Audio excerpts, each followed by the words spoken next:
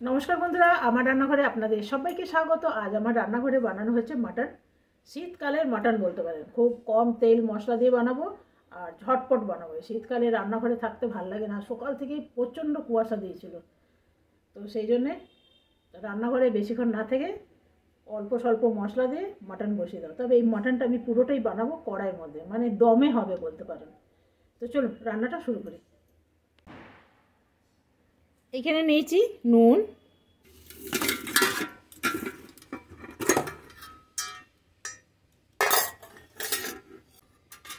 এইখানে আমার সব মশলা পেশা আছে। জিরে আদা বাটা, কাঁচা লঙ্কা বাটা, কাশ্মীরি লঙ্কা বাটা, রসুন বাটা আর অল্প আছে পেঁয়াজ বাটা। পেঁয়াজ আমি একটু বেটেছি। তো চলুন কি কি মশলা দিই সেটা আপনাদের সাথে শেয়ার করি। আর এইখানে আছে আলু।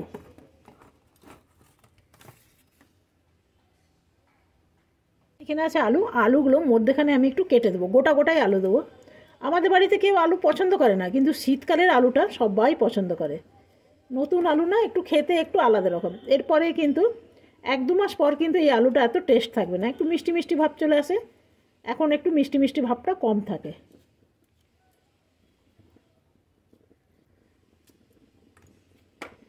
আমি কিন্তু এরকম গোটা গোটাই দেবো, আমি এরকমই দেবো। আর এখানে কিছুগুলো রসুন কাটা আছে।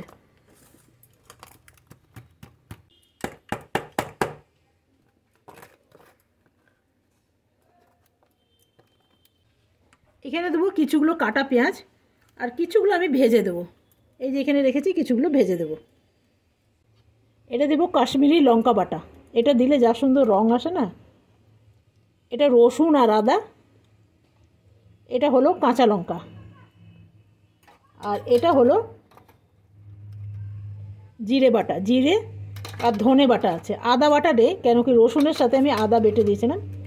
এটা প্রায় 1.5 চামচের মতন দিলাম। এইখানে দেব তেল, এইখানে দেব পেঁয়াজ বাটা, ব্যাস আর দেব না।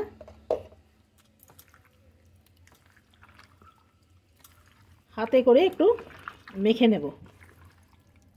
1.5 চামচের মতন আছে আদা, ধনে আর আদা, সরি ধনে আর জিরে। মাঝে মাঝে একটুখানি গোলমাল হয়ে যায়।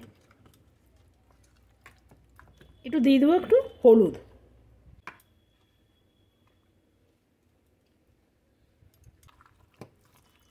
আলুগুলো এই মাংসর সাথেই ভাজা হবে, আলাদা করে ভাজবো না। এমনি করে করে দেখবেন, দারুণ লাগে। চলুন এইখানে দেব তেল, খুব অল্প তেল দিয়েছি, তেলটা একটু গরম হোক। এইখানে দেব পেঁয়াজ,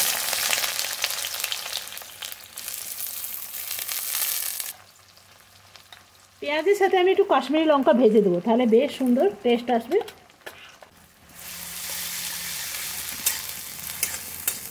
এটা একটু ভাজা হোক। পেঁয়াজগুলো খুব একটা বেশি ভাজবো না, অল্প ভাজলেই হয়ে যাবে। আর এইরকম মাংসর সাথে কাটা রসুন দিয়ে দেখবেন ভীষণ ভালো লাগে।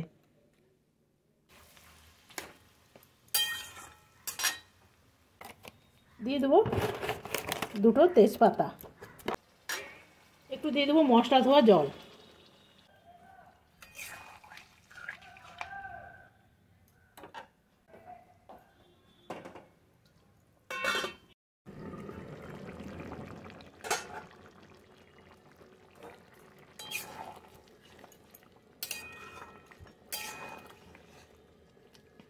আমি একটু নুনটা টেস্ট করি।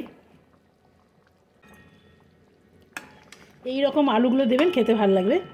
তবে এটা কড়াইয়ে রান্না করব একদম দমে, নিজের মনে। এটা হতে প্রায় 1 ঘন্টা সময় লাগবে।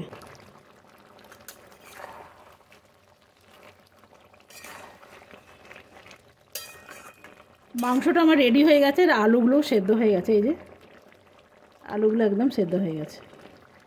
তো চলুন, আজকে আমার কড়াই মাটন কেমন লাগলো জানাবেন। এইখানে নিয়ে নিলাম ভাত, ভাতটা উল্টে দিলাম।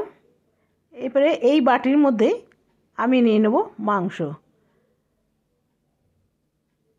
আর একটু শাক ভেজেছিলাম, সেটা আর আপনাদের সাথে শেয়ার করলাম না। এখানে দিয়ে দিলাম শাক, তবে শাকটাও ভীষণ ভালো হয়েছে। তো চলুন এগুলো আমি দিয়ে আসি। খেতে বসে গেছে না। তো বন্ধুরা, এদের তো খেতে দিয়ে দিলাম, এরা খেয়ে দিয়ে খুব খুশি হয়েছে। তবে আর আমি ভিডিও করলাম না, ওরা এখন খাচ্ছে। আশা করি আপনাদের ভালো লেগেছে। ভালো লাগলে একটা লাইক করতে ভুলবেন না। আগামীকাল আসবো আবার নতুন রান্না নিয়ে। আজকের মতন এখানে শেষ করলাম। ধন্যবাদ।